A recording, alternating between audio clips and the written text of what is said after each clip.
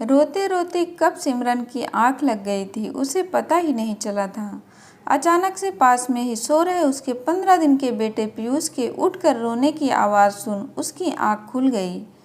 उसे छाती से चिपकाकर दूध पिलाने लगी और वो दूध पीते पीते फिर से सो गया। सिमरन आज घर के बिगड़े माहौल को याद कर फिर से रुआसी हो गई। लग रहा था बेटी के रूप में जन्म लेकर किसी के घर की बहू बनकर आना सबसे बड़ी गलती होती है। तभी पति किशोर कमरे में आए और बोले, सिमरन तुम इस तरह मन दुखी मत करो। माँ की शुरू से ही आदत रही है, उसे बस ऐसा लगता है वो जो बोल रही हैं बस वही सही है। देखती तो हो पापा भी माँ के आगे कुछ नहीं बोल पाते। जरा बोलने को हो तो माँ फिर शांत नहीं होती और पूरे घर का माहौल बिगड़ जाता।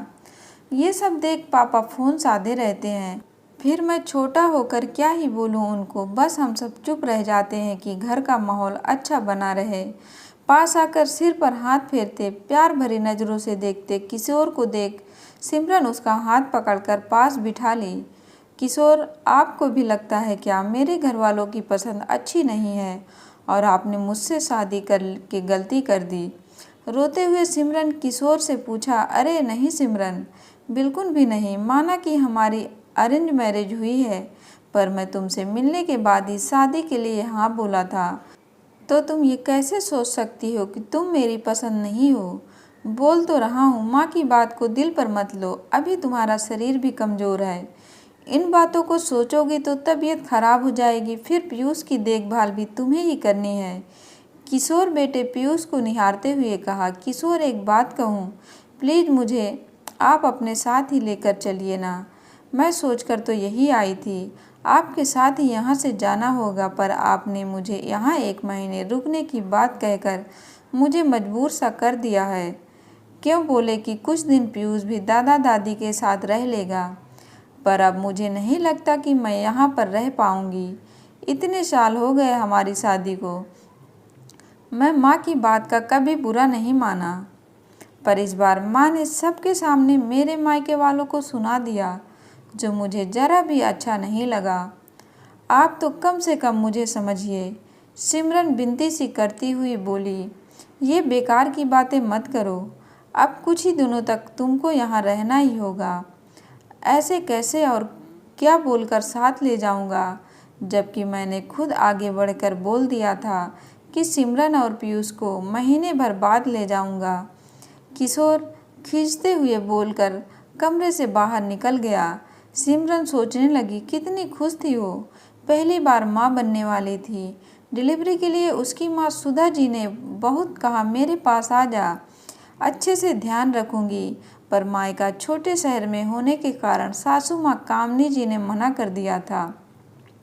वो अपने पास आने को कह रही थी, पर किशोर ने दोनों जगह जाने से मना करते हुए कह दिया कि वो इधर ही रहेंगे, क्योंकि इस शहर में दोनों जगह से ज़्यादा अच्छी सुविधा है। कोई भी दिक्कत हुई तो डॉक्टर तुरंत मिल जाएंगे। भगवान की दया से नॉर्मल डिलीवरी हुई और बेटा भी स्वस्थ ही था। सब बहुत खुश थे। तब कामनी जी ने कहा, बहू बच्चा तो वहाँ हो गया, पर छठी का आयोजन यहाँ हमारे पास ही होगा। सभी रिश्तेदारों को बुलाकर मनाया जाता है, तो तुम 5 दिन बाद यहाँ आ जाना। जब वो यहाँ आए तो किशोर को माँ ताने देकर सुनाने लगी। ज़रूर पत्नी ने कहा होगा, मुझे नहीं जाना ससुराल, तभी तू नहीं आया। आजकल सब पत्नी की ही सुनते हैं, माँ की तो कोई सुनता ही नहीं। अरे नहीं माँ, वहाँ सुविधाएं उपलब्ध थी, इसलिए डिलीवरी उधर ही करवा लिया। देखो तुमने कहा था तो हम आ गए। अब सिमरन 1 महीने रहेगी तुम्हारे पास। बिना सिमरन से कुछ पूछे किशोर ने माँ को बोल दिया था। छठी भोज में लगभग सभी रिश्तेदारों को न्योता दिया गया था। सिमरन के मायके से भी लोग आए हुए थे। उसकी माँ ने अपनी तरफ से कोई कमी नहीं रखी। बेटी के सास ससुर, बेटी दामाद के साथ नाती को भी ढेरों सारे कपड़े लेकर आई थी। नाती के लिए सोने की चैन, झूला, खिलौने, पता नहीं क्या क्या सामान लाई थी। अपनी तरफ से कोई कमी नहीं रखी थी। ससुराल पक्ष के सब लोग कह रहे थे कि किशोर के ससुराल वालों ने कितना कुछ दिया, पर एक इंसान ऐसा भी था जिसे लग रहा था कि सिमरन के घर वालों ने पीयूष की छठी के लिए जो भी कपड़े सामान दिए हैं वो सब लो स्टैंडर्ड के हैं। वो थी कामनी जी, सिमरन की सासू माँ। वो तो पीयूष के लिए भी सोने की चैन उसकी नानी ने दिया। उसे भी देखते हुए कामनी जी बोली, कितनी हल्की चैन दी है। मेरा पोता ऐसे बेकार कपड़े और हल्की चैन कभी नहीं पहनेगा। घर में इतने लोगों के सामने बोलकर वो तो चली गई थी और सिमरन की माँ बेचारी चुपचाप नजरें झुकाए बेटी का हाथ थामे खड़ी रह गई थी। बेटा, हमने तो अपनी तरफ से बहुत अच्छा करने की कोशिश की है, पर पता नहीं समधन जी को पसंद क्यों नहीं आया। कोई बात नहीं, हम बाद में भारी चैन बनवाकर अपने नाती को दे देंगे। अब हम लोग भी निकलते हैं, कहकर सुधा जी जाने लगी। पर माँ, तुम तो रहने वाली थी ना 2-4 दिन, आज सुबह ही आई हो, अब रात को ही निकल जाओगी। 2 दिन रुको ना। सिमरन माँ को रुकने के लिए बोल रही थी, पर सुधा जी वो अब वहाँ कैसे रुक सकती थी जहाँ उन्हें बेइज्जत महसूस कर दिया गया हो। माँ के जाने के बाद से ही सिमरन का मन बहुत दुखी हो गया था और वो कमरे में जाकर रो रही थी। 4 से 5 दिन बाद किशोर भी चले जाएंगे, मैं यहाँ कैसे रहूँगी। कभी रहने का मौका भी नहीं मिला था। जब भी यहाँ आती थी दोनों साथ आते और चले जाते थे। पहली बार पीयूष को लेकर उसे रहना था, वो भी 1 महीने के लिए। सोच सोच कर ही सिमरन की हालत खराब होने लगी। सिमरन को अभी कुछ दिनों तक कोई काम नहीं करना था। वो बस अपने कमरे में ही पड़ी रहती थी और पीयूष की मालिश ये सब करती रहती। आज उसकी मौसी सास जाने वाली थी तो वो सिमरन से मिलने कमरे में आई। पोते को देखकर कुछ पैसे देते हुए बोली, बहू, मैं जो कपड़े लेकर आई थी वो नहीं दे सकती, इसलिए पैसे दे रही हूँ। तुम मेरे पोते के लिए कुछ अच्छा सा खरीद लेना। मौसी सास से कहा, ये आप क्या कह रही हैं मौसी जी, बस अपना आशीर्वाद दीजिए इसे, और जो कपड़े आप इन्हें प्यार से ले आई हैं वह दीजिए, पैसे की कोई ज़रूरत नहीं है। सिमरन अपनी मौसी सास से बोली, अरे नहीं, तेरी सास को कहाँ पसंद आएंगे वो कपड़े। जब तेरी माँ शहर से इतना सारा और इतना अच्छा सामान लेकर आई वो तो उसे पसंद ही नहीं आया, तो हम तो गाँव से आए हैं, उधर के कपड़े कहाँ तेरी सास को पसंद आने वाले हैं।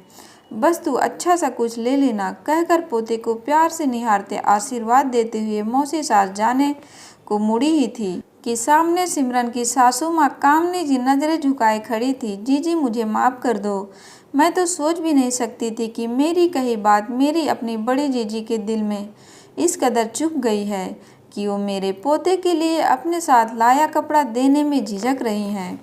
अब वही तो जीजी जो आप प्यार से लेकर आई हैं मेरा पोता जरूर पहनेगा। सिमरन की सास कामनी जी ने कहा, देख छोटी, मैं तेरी बहन हूँ, मन में कोई बात चुप भी गई हो तो निकाल लूँगी।